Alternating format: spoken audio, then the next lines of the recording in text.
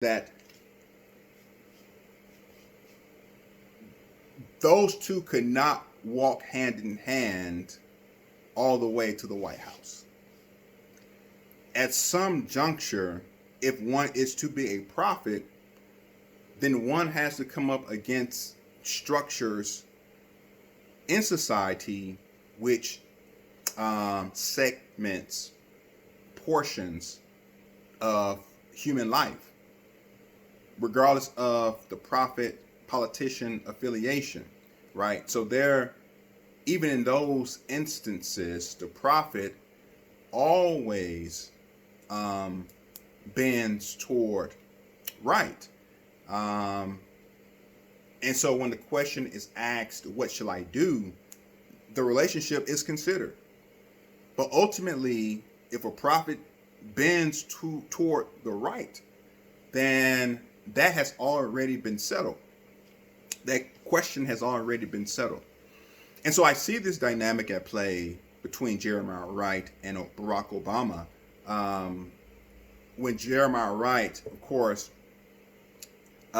is taking the task for presenting a critique of American democracy, its long history of abuse to black people, and in particular, and to peoples of the world in general.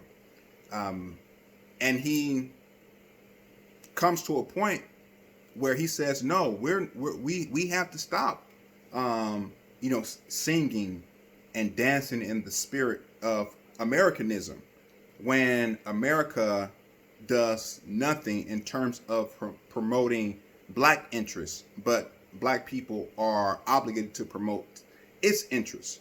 And we have seen this throughout military history of this country and so many other spaces where black people have put Americanism on their backs and walked with it proudly. Jeremiah Wright says no. Goddamn America. No. We're not telling God to bless America. We're telling you that God is damning America because America is not aligned with notions of equity and equality that God finds very, very, very important. And so, no, as a prophet, Jeremiah Wright says, I have to present a critique.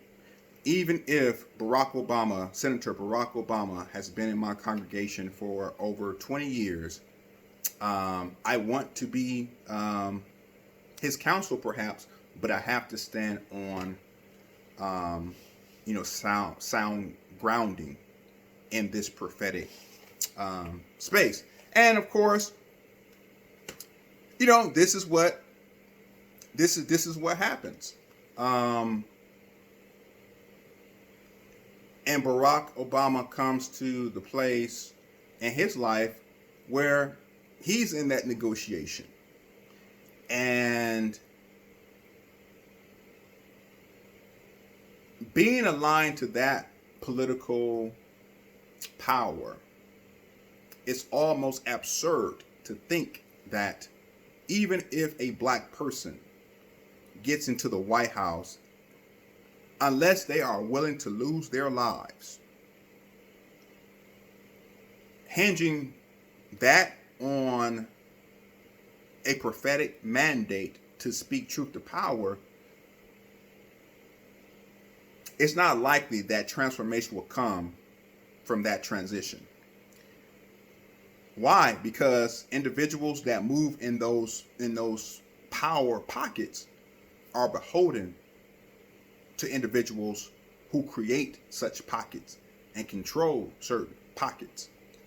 And so, even with the best intent, unless Barack Obama was going there to dismantle this racist society, then it's almost absurd to think that we will move, for 8 years. And so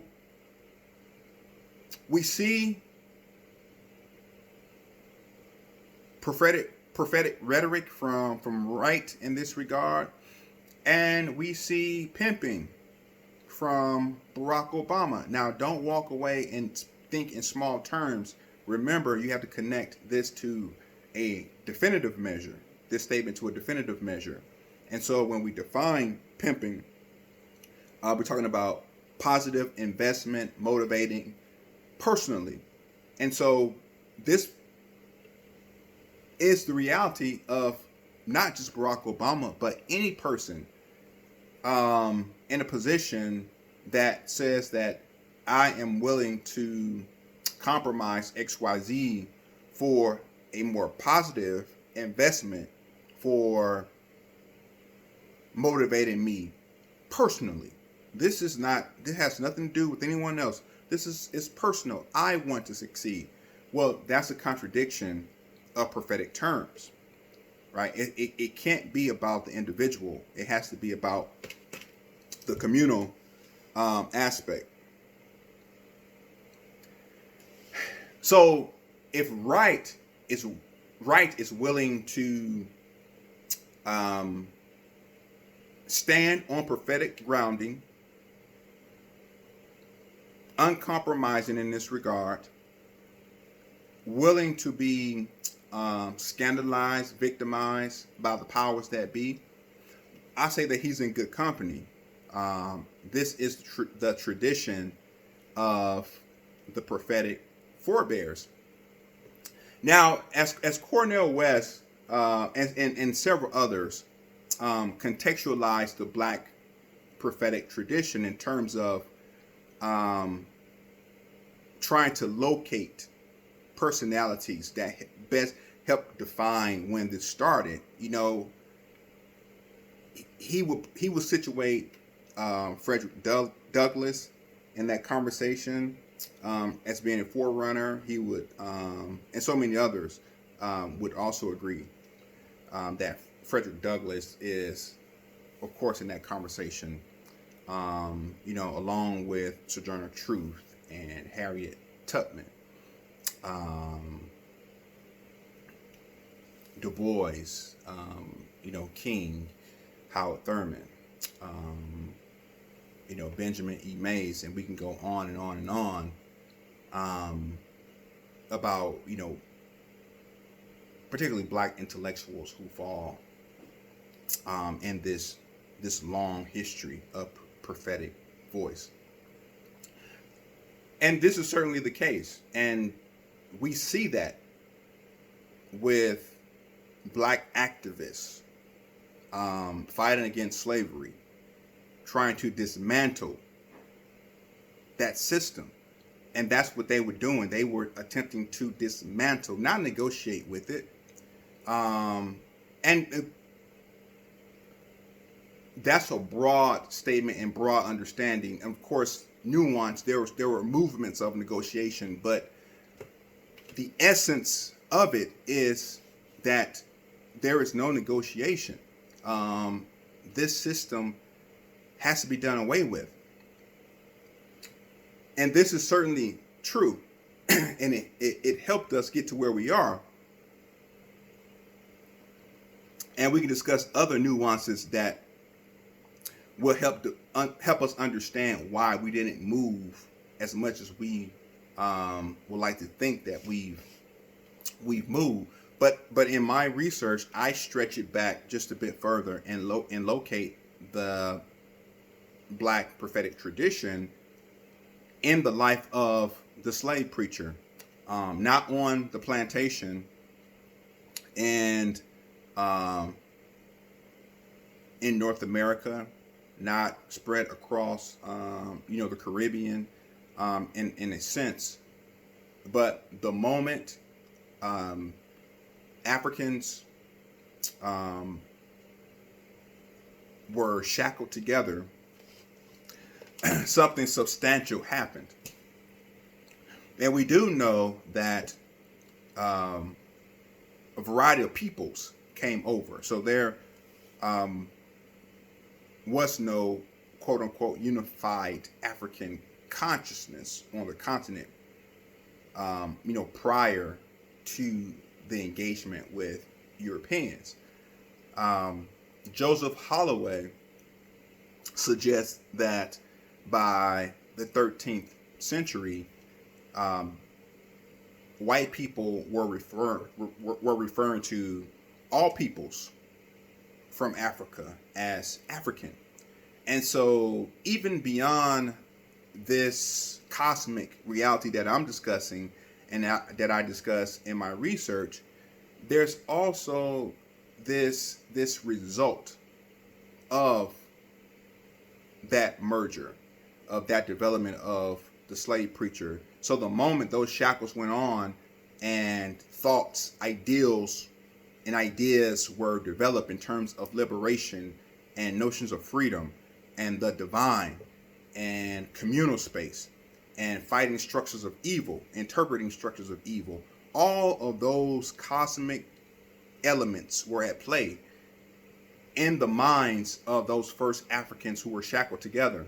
And we do know that all likes of Africans came over, and within this wholesome body, you had kings, you had other royalty, you had scholars, you had priests, you had medicine men, and so you had the sorcerer. You had all these elements at play, and at some juncture, the religious leaders were the ones who were more likely to gather people, unify people, and strengthen them, but also to engage the system that they were in, to escape. And oftentimes this meant killing, their oppressors. Cuffy in Barbados is one example of this slave operating this slave preacher tradition, of someone who saw themselves in this prophetic space and understood it to mean, in liberative terms, that they should be free and people that look like them should be free. Now, freedom means different things in different eras to different people. Freedom meant something totally different to the enslaved. Freedom meant something totally different to those black men who couldn't vote. Freedom meant something totally different to this notion of black women not being equal in their voting voice. And you have these different developments and interpretations of what freedom looks like in that here and now moment. But the overall indication is simply people want to be free. And you have to adapt and adjust to combat what it is that people are facing in this here and now moment. Now, what does freedom mean for the 21st century black person? I personally believe that it is the same struggle that the slave preachers encountered coming from inner Africa, lying on the coast in the castles and the barracoons together, understanding their dilemma, understanding that they wanted to be free. When they got on the slave ship, also understanding that they wanted to be free. When they got to the different shores of the New World, they had this understanding that they wanted to be free. And so there was a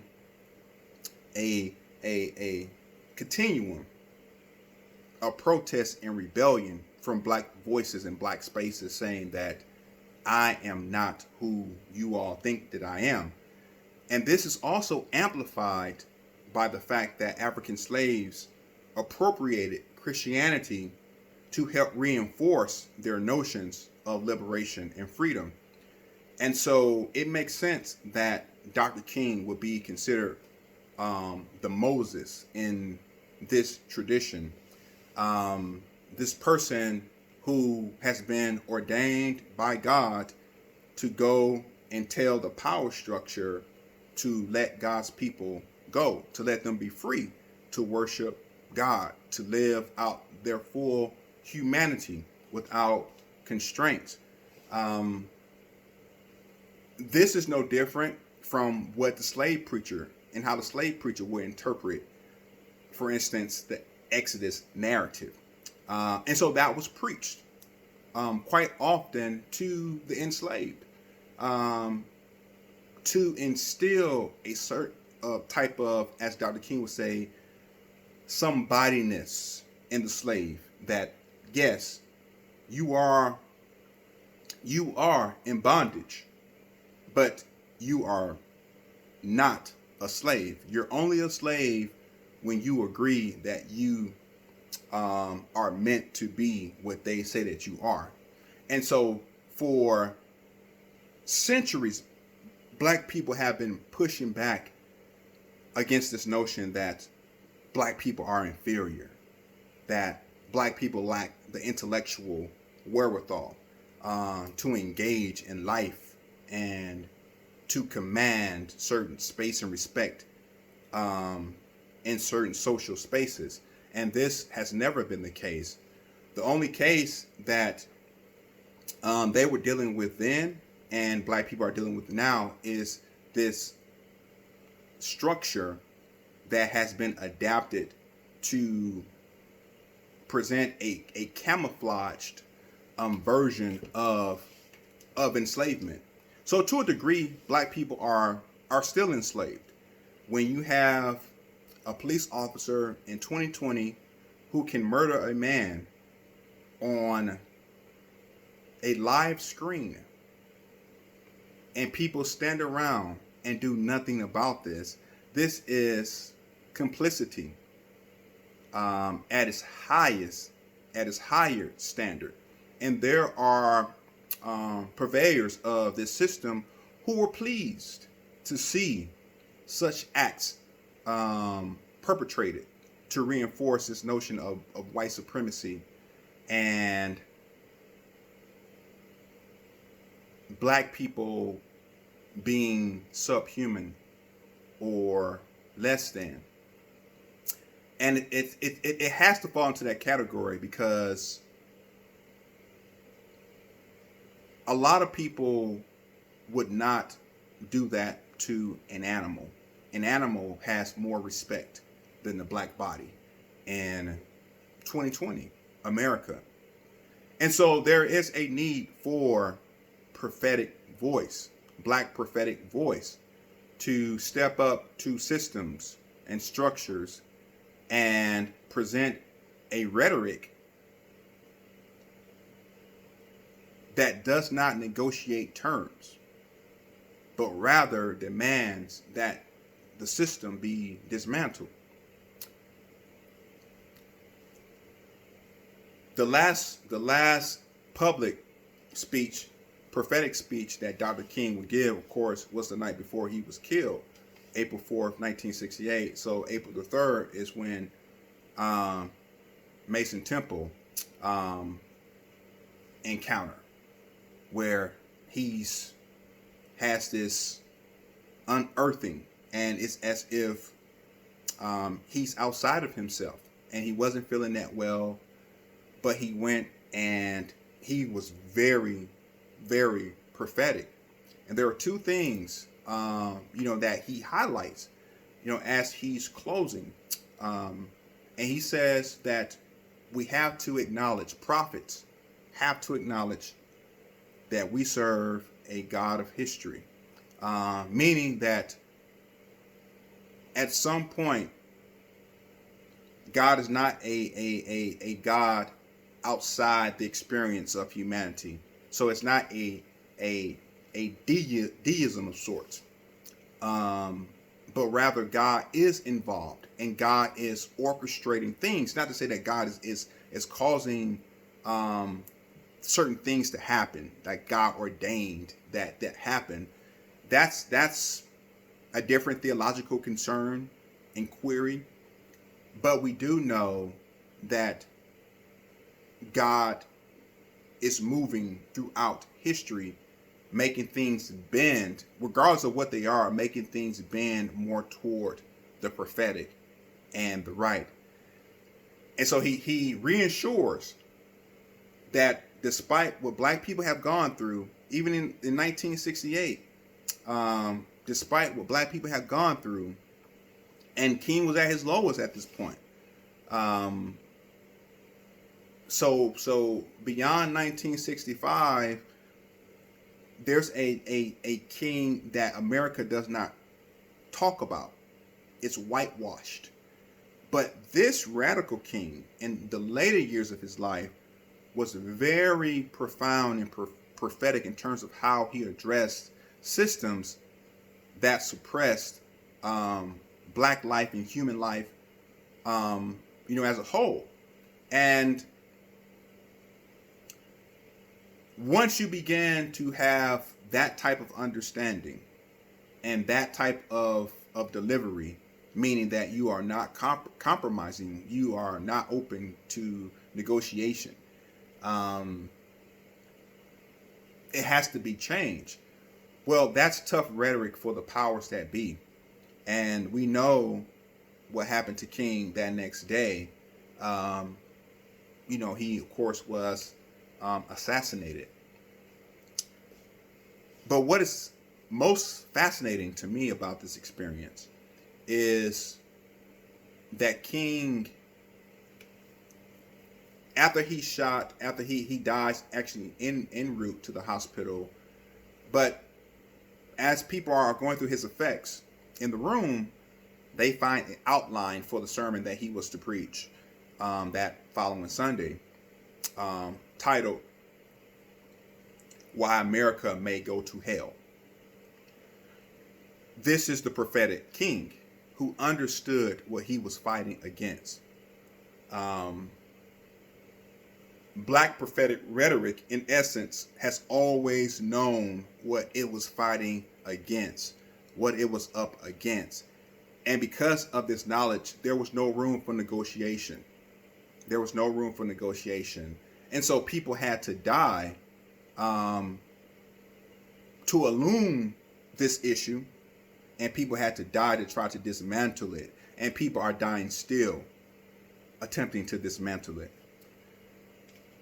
So black prophetic voice is important. So black prophetic tradition has to be held up to the highest standard in our academic spaces, and our ecclesial spaces, in our social spaces. Nothing should be devoid of the prophetic in this here and now moment.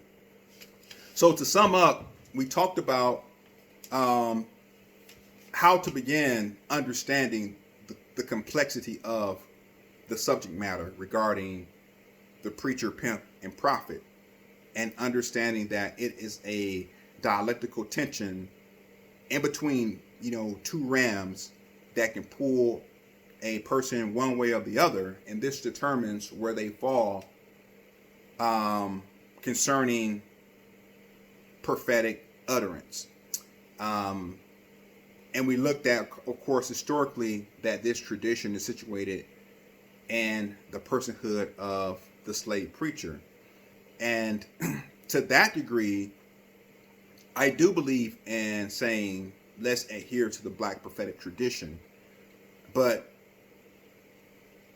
as a researcher, my bent highlights, let's get back to the slave preaching tradition.